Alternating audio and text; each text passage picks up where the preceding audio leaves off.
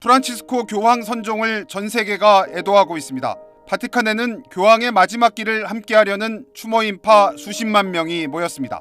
바티칸에 급파된 곽상은 파리 특파원 연결해 현지 분위기와 콘클라베 전망 들어봅니다.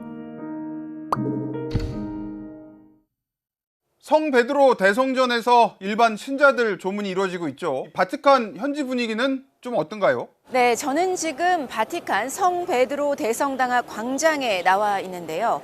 지난 21일 선종한 프란치스코 교황의 시신이 제 뒤편으로 보이는 이곳 성 베드로 대성당 안으로 운구돼 현재 일반 신도들의 조문을 받고 있습니다. 일반 신자 조문은 오는 26일 장례 미사 전날까지 사흘 동안 이뤄질 예정입니다. 프란치스코 교황은 그리스도의 희생을 상징하는 붉은색 예복을 입고 흰색 주교관을 쓴 채 나무로 만들어진 작은 관에 누운 모습입니다. 꼭 모은 두 손엔 묵주가 쥐어져 있습니다. 원래 교황의 관은 삼중으로 된 관을 쓰는 게 관례였는데 장례는 간소하게 해야 한다는 소신을 가진 프란치스코 교황이 지난해 교황 장례 관련 규칙을 간소화해서 지금 고인은 한 겹으로 된 나무관 안에 누워 있습니다. 교황에게 직접 작별 인사를 건네려는 신자들이 몰려들면서 이곳 바티칸 안엔 사람들의 긴 줄이 생겼는데요. 조문까지는 꼬박 대여섯 시간이 걸리기도 하지만 교황을 직접 만나 작별 인사를 건네려는 신자들의 줄은 줄고 있지 않습니다. So it's very important to say goodbye to him. Papa Francesco per me rappresenta la Chiesa in cui credo, la Chiesa nuova. La Chiesa presente tra le persone in difficoltà, la Chiesa dei poveri. 로마시는 프란치스코 교황 추모 기간 동안 250만 명의 방문객이 로마를 찾을 것으로 예상하고 대중교통 시간을 연장하고 곳곳에 구급소를 마련했습니다. 세계 각국에서 취재 기자들도 많이 모였을 것 같은데 곽 특파원도 파리에서 바티칸까지 가는 길이 쉽지 않았다면서요. 바티칸 성 베드로 광장엔 평소에도 많은 방문객이 줄을 잇는데요. 지금 이곳엔 조문객에다 각국의 취재진까지 몰려들면서 매우 혼잡한 상황입니다. 광장 주변으론 경찰이 대거 배치돼 차량 출입을 통제하고 곳곳에서 검문을 실시하는 등 보안이 부쩍 강화된 상황입니다. 교황 선종 후 이곳 로마에 도착하는 사람들을 맞는 국제공항도 크게 붐비는 상황입니다. 저희 취재진도 로마에 들어오는 항공편을 구할 때 분명 예약 사이트에 빈자리가 있다고 해서 예약을 시작했는데 결제 단계까지 가는 동안 순식간에 표가 나가는 탓인지 막상 결제 버튼을 누를 때는 표가 없다. 이런 표시가 뜨곤 해서 여러 차례 예약을 다시 진행해야 했습니다. 결국 심야에 출발하는 항공편을 겨우 구해서 들어올 수 있었습니다. 바티칸 주변 숙소를 구하는 것도 난관입니다. 바티칸 주변에 가까운 숙소부터 빠르게 동인하고 있는 상황이고요. 때문에 저희 취재진도 몇 차례에 걸쳐서 숙소를 추가 예약을 하곤 했는데 이때마다 바티칸 가까운 숙소 구하기가 너무 어려워서 조금 더 먼 숙소로 출장 기간 이동을 하는 일도 있었습니다. 프란치스코 교황 선종에 우리나라도 그렇고 전 세계적으로 애도의 물결이 크게 일어나고 있는 것 같습니다. 종교를 뛰어넘는 존경과 사랑을 특히 많이 받았던 그런 분이셨죠. 프란치스코 교황은 전 세계 14억 신자들을 이끄는 목자이기도 하지만 종교를 갖지 않은 이들에게도 존경할 만한 인물로 여겨져 왔습니다. 특히 많은 이들을 포용하고 가난한 이들과 함께하는 삶 그리고 청빈한 생활로 인해서 잘 알려져 있었는데요. 교황 재위기간 동안 전쟁 중단과 평화정착, 난민 문제 해결 등을 강하게 호소했고 종교 갈등 중재에도 적극적이었습니다. 성직자 범죄에 대한 사과 등 가톨릭교회 정화에도 적극 나섰고 성소수자에 대한 포용을 강조하며 동성 커플에 대한 축복을 허용하기도 했습니다. I'm here because I had 10 years ago a special experience with the Holy Father. I'm a victim of sexual abuse in the Roman Catholic Church 40 years ago, and 10 years ago he invited me here to an audience and he said to me, I'm sorry what's happened with you, please forgive me. And it was for me so a nice moment that the Holy Father said to me, I cannot make it back, but I just can say, please forgive me. And I have here in my mobile phone, I can show you this moment when Pope Francis gave me his hand. This was the moment with the Holy Father. That's you? That's me, and this was Pope Francis. And this was 2015 in the Holy Year. Oh. And he was so kindly and so friendly to me that I said, when he will pass away, I will go to his funeral. That's why I'm here now. 우리나라와도 깊은 인연이 있는데 교황 자리에 오른 지 1년여 만에 아시아 국가 중에서는 처음으로 우리나라, 한국을 방문했습니다. 교황은 방한 당시 거의 매일 세월호 참사 유족들을 만나 일일이 위로를 건넸고요. Lei deve essere neutrale, ma senti, col dolore umano non si può essere neutrale. 한반도 평화를 촉구하며 방북 의지도 여러 차례 밝혔지만 북한의 침묵으로 성사되진 못했습니다. 생활에 있어서도 교황의 청렴함은 잘 알려져 있습니다. 교황의 모국인 아르헨티나 언론은 교황이 남긴 재산이 $100, 우리 돈으로 15만 원이 채 되지 않는다고 보도하기도 했는데요. 교황 재위 기간에도 공식 교황 간저가 아닌 바티칸 게스트하우스인 산타 마르타의 집에 거처했고 급여도 받지 않았습니다. 빈자의 성인인 아시시의 프란치스코를 교황명으로 처음으로 채택한 교황이기도 하고요. 자신의 소신을 평생 생활로 실천해온 인물이기도 합니다.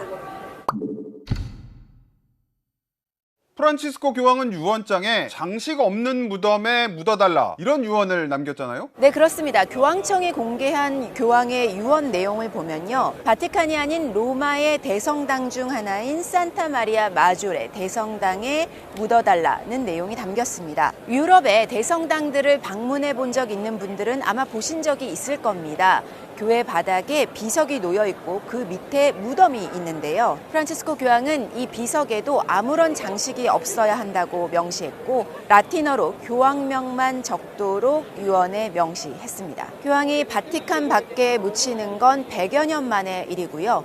산타 마리아 마조레 대성당 안에 안치되는 건 1669년 이후 처음입니다. 26일 장례미사 후 교황의 시신이 안치될 산타 마리아 마조레 대성당을 직접 가봤는데요. 프란치스코 교황의 무덤이 이곳에 마련된다는 소식이 전해지면서 방문객이 크게 늘어난 상태였습니다.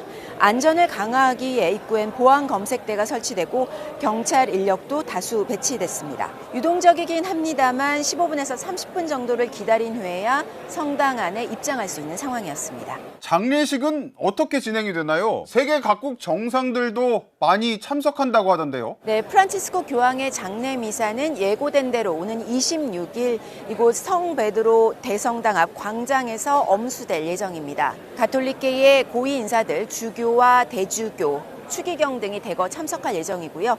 각국의 정상들도 대거 참석을 예고한 상태입니다. 트럼프 미국 대통령과 마크롱 프랑스 대통령, 그리고 교황의 모국인 아르헨티나의 밀레이 대통령 등이 참석할 예정이고요. 전쟁 중인 우크라이나의 젤렌스키 대통령도 참석하겠다는 의사를 밝혔습니다. 교황의 장례를 계기로 트럼프와 젤렌스키 두 정상 간 최근 교착 상태를 보이고 있는 우크라이나 휴전 협상과 관련해 평화를 위한 두 사람의 직접 대화가 이뤄질지도 관심을 모으고 있습니다.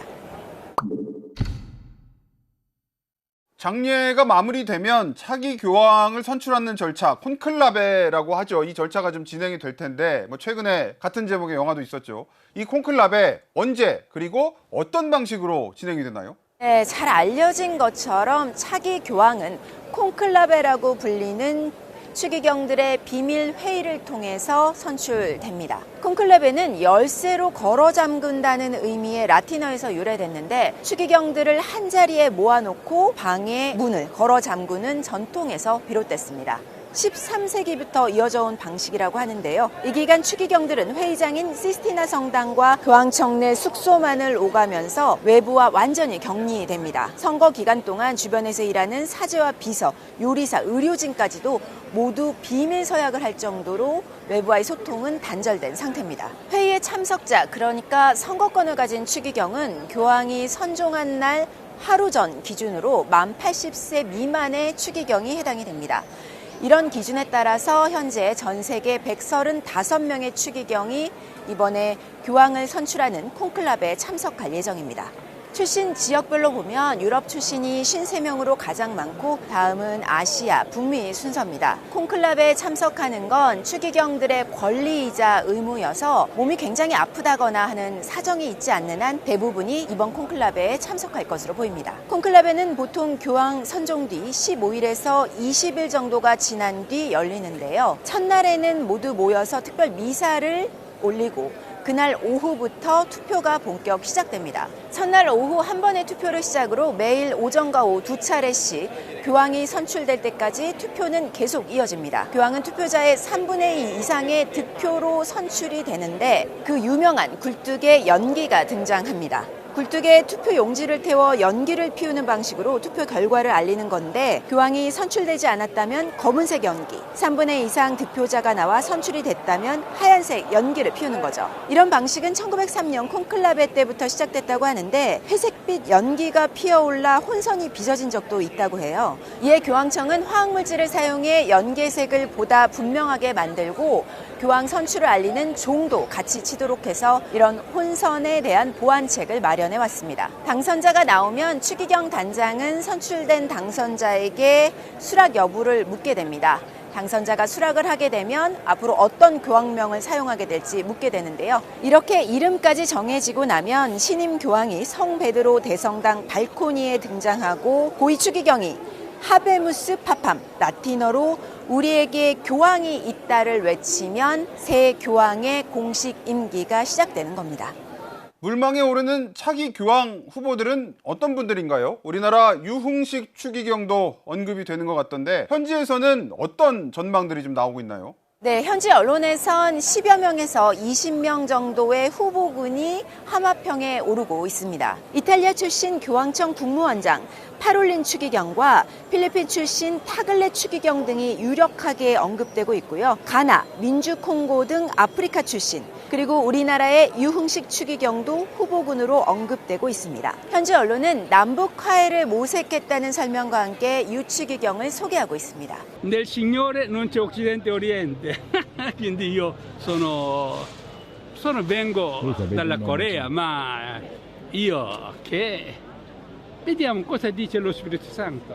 상대적으로 엄격한 성경 해석을 강조하는 보수파 중에서 차기 교황이 선출될 것인지 아니면 포용성과 개방성을 강조하는 진보파, 개혁파 중에서 다음 교황이 나올지 관심이 모아지고 있고요.